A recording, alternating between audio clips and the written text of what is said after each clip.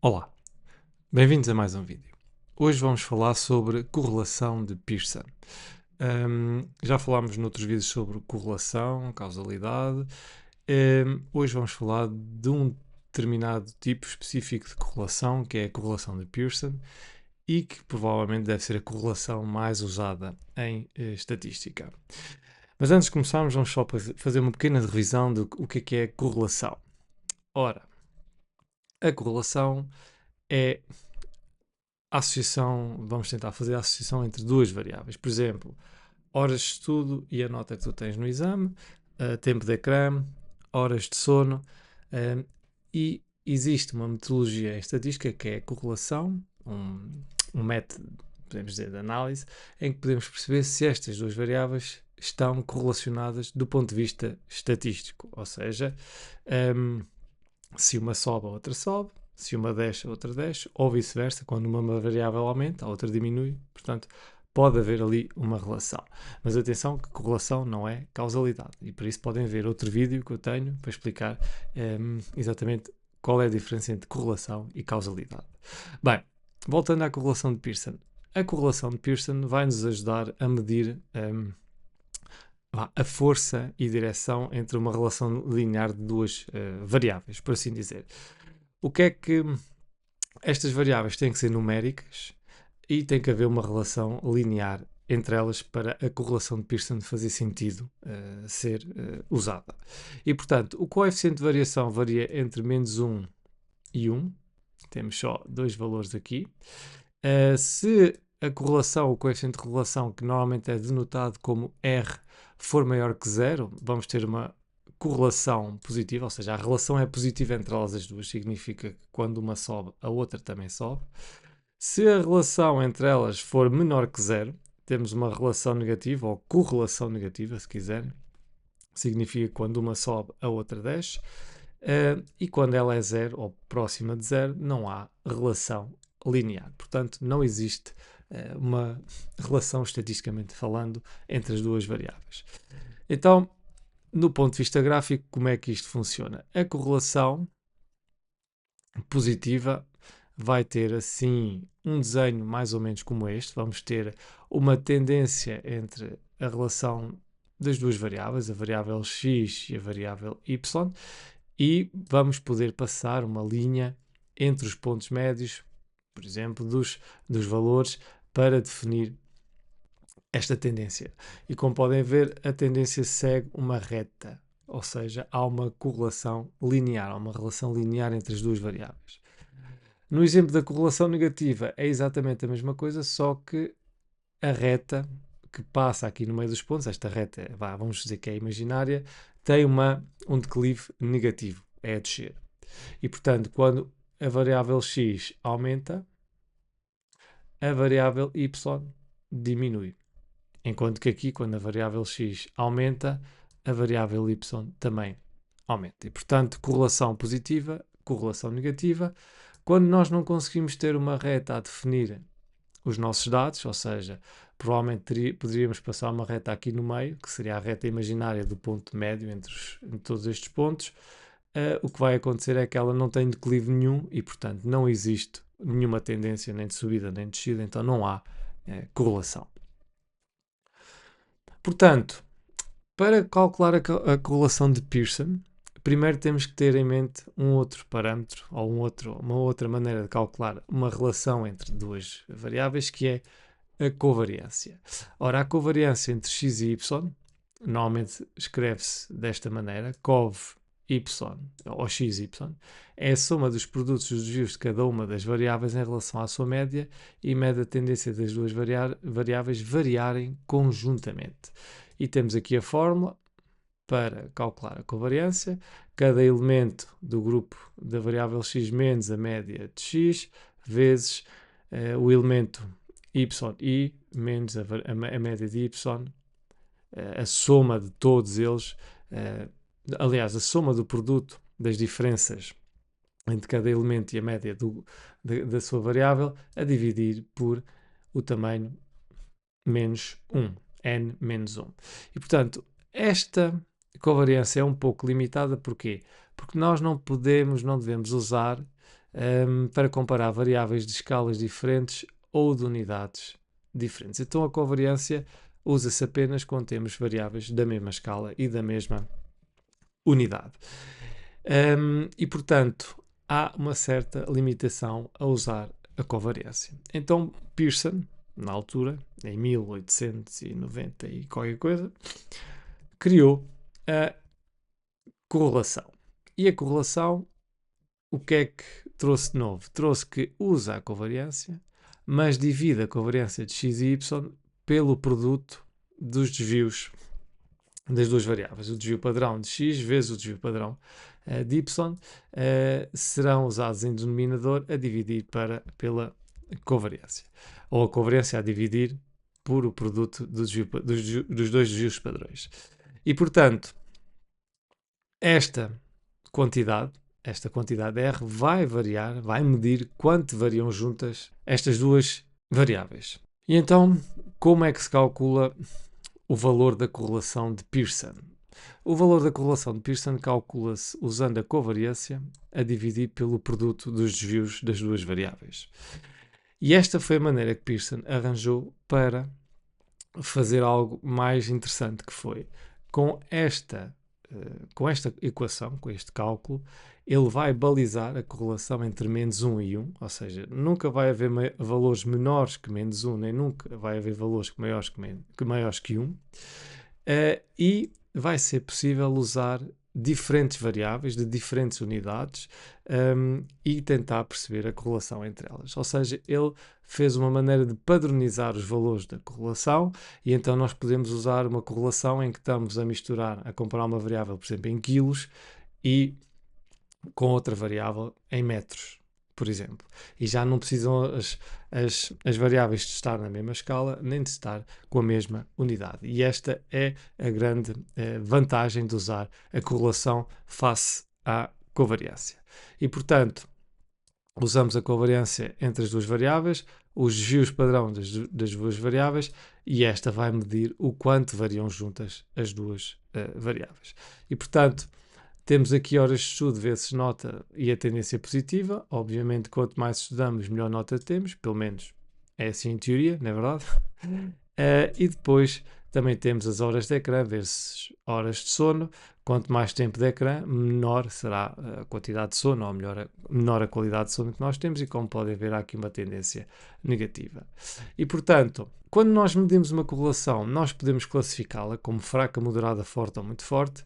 E não existe uma escala oficial. Existem várias, algumas cujos valores podem diferenciar um bocadinho daqueles que eu tenho aqui, mas regra geral nós podemos assumir mais ou menos esta escala. De 0 a 3 é fraca, de 3 a 6, 0,3 a 0,6 é mais ou menos moderada, de 6 a 9 já podemos considerar uma correlação forte, se bem que há quem diga que é entre 0,7 e 0,9 é que já podemos considerar forte, mas isso depois é um bocado ao critério de quem está a fazer, e depois 0,9 a 1 é uma correlação muito forte. E, portanto, estes valores valem também para os valores negativos, só que em vez de termos uma correlação positiva, temos negativa, e há uma correlação forte entre cada uma ir em sentidos opostos. Portanto, quais são as limitações da correlação de Pearson? Só mede relações lineares. Ok? É muito sensível a outliers. Não implica causalidade, mas nenhuma correlação implica, na verdade. E pode haver uma correlação espúria, ou seja, uma correlação que não tenha nada a ver, em que duas variáveis sejam correlacionáveis em termos estatísticos, mas depois na realidade não existe a relação entre elas. Portanto, em resumo, o Pearson vai medir relações lineares entre variáveis numéricas, ou seja, temos que ter variáveis numéricas, um peso, uma altura, uma contagem de globos, sei lá, uma temperatura, vão perceber? O valor vai variar entre menos 1 e mais 1 e indica a direção e força dessa relação, estatisticamente falando, claro, e é sempre útil, mas tem limitações. Os outliers podem ser um fator que pode influenciar bastante o nosso valor da correlação, E atenção à casualidade, lá porque a correlação dê uma boa correlação, dê um valor forte, não quer dizer que haja causalidade. Entretanto, vou só aqui mostrar-vos um exemplo de como é que nós podemos calcular no R. Por exemplo, horas de estudo. Eu tenho aqui horas de estudo e tenho aqui a nota do exame. E reparem, eu agora vou calcular a covariação das notas de estudo. Desculpa. Nota do exame, aliás, e das horas de estudo. E vou clicar e vai-me dar 53,02. Olha, a covariação dá 53, mas isto não me diz assim muita coisa, porque 53 e eu pensei, mas qual é o máximo, qual é o mínimo, né? E não existe, porque a covariação não é balizada. Pode ter valores muito grandes e muito baixos, falando na direção dos negativos. E, portanto, é muito mais conveniente usar a correlação. E então a correlação dá-me 0,99. E eu aqui tenho a certeza que estou com uma correlação muito boa. Porquê? Porque estou muito próximo de 1, que é o limite máximo da correlação. E, portanto, eu tenho 99 de correlação, tenho uma correlação forte. Estes dados são fictícios, eu criei exatamente só para este exemplo, portanto, não levem isto a sério, estes resultados. E, portanto, outra coisa importante da nossa correlação, desta correlação, é que nós temos sempre uma variável dependente e uma variável independente, certo? X, Y, mesmo na correlação. Eu, ao trocar a ordem das minhas correlações, vou ter exatamente o mesmo valor. Portanto, a correlação não tem em conta o que é dependente e o que é independente. E então, isso temos que ser nós, quem está a fazer a estatística, o investigador, o aluno, quem seja, quem quer que seja que está a fazer, a ter isso em conta. Qual é a variável dependente e qual é a variável independente. Porque para a correlação, tanto lhe faz. A ordem não interessa. Muitas vezes, o importante é ter x, a ordem é ser a correlação de x e de y, mas eu é que sei qual é que é dependente e qual é que é independente. A correlação, por assim dizer, não sabe, não lhe interessa. E, portanto, se vocês trocarem a ordem das variáveis, o resultado é exatamente o mesmo. E, portanto, do ponto de vista mais teórico, do ponto de vista dos dados em si, daquilo que vai ser interpretado, é preciso ter isso em atenção. Qual é a variável dependente, qual é a variável independente, porque a correlação não vai definir isso. Portanto, podemos fazer um plot, só para ver como é que isto ficou. Temos aqui a correlação e aqui em baixo, podem ver, temos uma relação praticamente linear. Eu agora vou pôr o resto do código para vocês verem a linha. E, portanto, temos aqui a correlação, as horas de estudo por semana, a nota do exame, e percebemos que quanto mais estudo, melhor a nota. E, portanto, esta é a correlação de Pearson. Se vocês aqui no R tiverem dúvidas, podem vir a pôr ponto de interrogação, core, não é nada disto. E tem uma ajuda a explicar-vos qual é que são os métodos usados. Ele, por acaso, este pacote é a correlação, variância e covariância. Tem aqui como é que se usa. E para definir o Pearson, o método de correlação, o método por defeito que está associado é o de Pearson. Eu posso clicar aqui Method e meto Pearson, que não é com letra maiúscula, é com letra minúscula, e ele faz.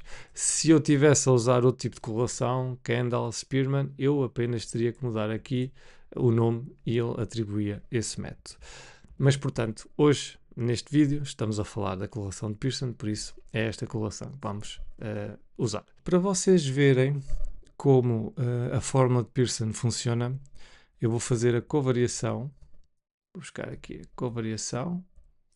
Tenho aqui 53. E agora vou fazer o desvio padrão de horas de estudo e desvio padrão de nota exame.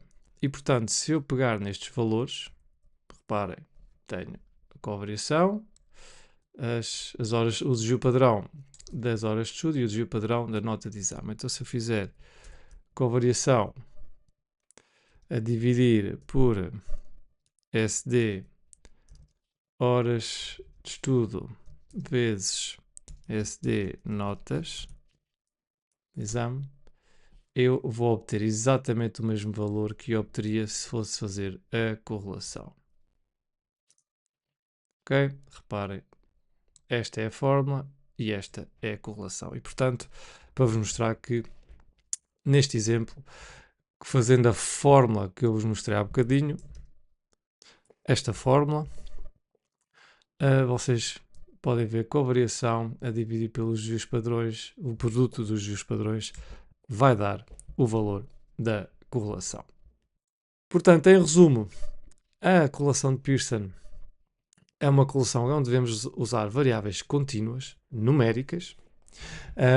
Temos que ter linearidade, uma relação linear entre as duas variáveis, e a correlação não vai distinguir qual é a variável dependente e independente, e somos nós que temos que ter isso em conta. Vocês podem trocar a ordem da correlação, porque o resultado vai ser exatamente o mesmo. Correlação não é causalidade, não se esqueçam, e os valores da correlação de Pearson variam entre mais 1 e menos 1, sendo que 0 significa que não existe correlação entre as variáveis. Ok? E pronto, chegámos ao fim deste vídeo. Se gostaste, clica aí no sininho, subscreve, já agora, porque não? E se tiveres dúvidas ou sugestões, comentários, deixa nos comentários, que eu terei todo o gosto de te ouvir e responderei assim que puder. Ok? Obrigado e até ao próximo vídeo.